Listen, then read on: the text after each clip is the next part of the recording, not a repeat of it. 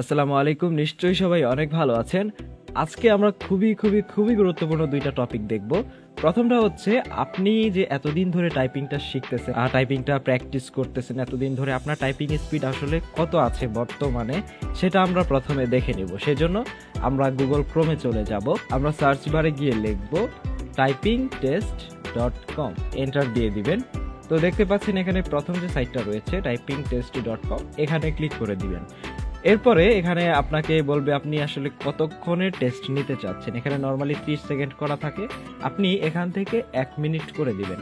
ওকে, তো কারণ আমরা 1 মিনিটে কয়টা টাইপ করতে পারি সেটাই হচ্ছে আমাদের জানতে হয়। এখান থেকে আপনার অভিজ্ঞতা অনুযায়ী ইজি দিতে পারেন, মিডিয়াম দিতে পারেন, হার্ড দিতে পারেন। আমি এই মিডিয়াম দিচ্ছি। এখান থেকে স্টার্টে ক্লিক করবেন।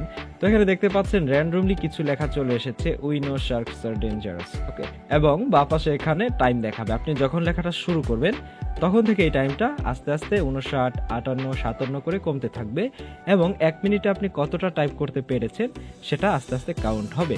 ওকে, তো কথা না বাড়ায় চলুন আমি একটু টেস্ট করে ফেলি।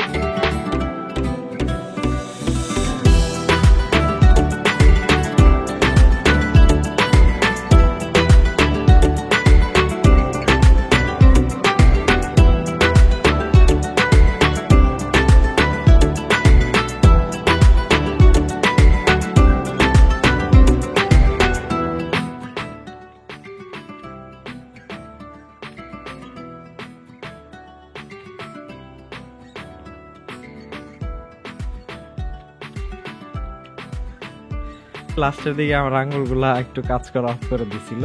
যাই হোক, আবার টেস্টটা দেখার জন্য এখন আমাকে এখানে ক্লিক করতে হবে। তো দেখেন এখানে আমার টাইপিং স্পিড বর্তমানে দেখাচ্ছে 28 WPM এবং নেট স্পিড হচ্ছে 27। আর আমার একটা ভুল ছিল খেয়াল করেছি, যে কারণে আমার এখানে একটা টাইপ ভুল দেখাচ্ছে, 1 টাইপস হচ্ছে ভুল। ওকে, এবং আমি দেখেন এখানে এভারেজ স্পিড 34 দেখাচ্ছে। আমি এর আগে একবার ট্রাই করেছিলাম, তখন 34 ছিল, আর এখন হচ্ছে আমার 27 আছে টাইপিং স্পিড। ওকে, তো এভাবে আপনারা সবাই হচ্ছে টাইপিং টেস্ট করবেন। এই সাইডে গিয়ে টাইপিং টেস্ট করে আপনাদের কার কত স্পিড এসেছে।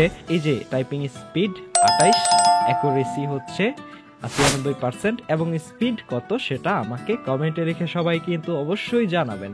তো আমি এই সাইটটা এখন ক্লোজ করে দিচ্ছি।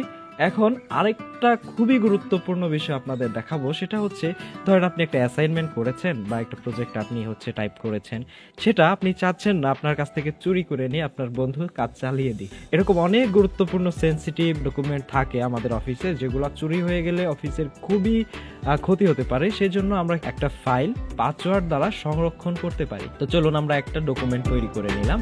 এই ডকুমেন্টটা কিভাবে আমরা পাসওয়ার্ড দিব, মনে করেন আমি আমার অফিসের বেশ কিছু গুরুত্বপূর্ণ তথ্য এখানে রেখেছি। এই তথ্যটা আমি পাসওয়ার্ড দ্বারা সংরক্ষণ করে রাখতে চাচ্ছি। সেজন্য আপনারা ফাইল থেকে সেভ এজে ক্লিক করবেন, ব্রাউজ করে যেখানে আপনি রাখতে চাচ্ছেন। নরমালি আমি ডেস্কটপে রাখলাম, ডেস্কটপ ক্লিক করে দিচ্ছি এবং এইখানে দেখবেন একটা টুলসের অপশন রয়েছে, এখানে আমি ক্লিক করব এবং এখান থেকে জেনারেল অপশনে ক্লিক করব। তো এখানে ক্লিক করার পরে দেখেন এখানে বলতেছে পাসওয়ার্ড টু ওপেন। এখানে একটা পাসওয়ার্ড আপনি দিয়ে দিবেন, যে কোনো পাসওয়ার্ড দিতে পারেন, 1 2 3, মানে আপনার ইচ্ছা মতো নাম্বার দিতে পারেন, অ্যালফাবেট দিতে পারেন। তো ওই পাসওয়ার্ডটাই আবার এখানে দিবেন। দেওয়ার পরে এখান থেকে ওকেতে প্রেস করে দিবেন। আবারও সেই পাসওয়ার্ডটা দিতে হবে এবং আবারও সেই পাসওয়ার্ডটা দিতে হবে। ওকে, তো এভাবে 4 বার একই পাসওয়ার্ড দেওয়ার পরে আমি একটা নাম দিয়ে দিচ্ছি। তো আমি একটা নাম দিয়ে এখান থেকে সেভে ক্লিক করে দিচ্ছি।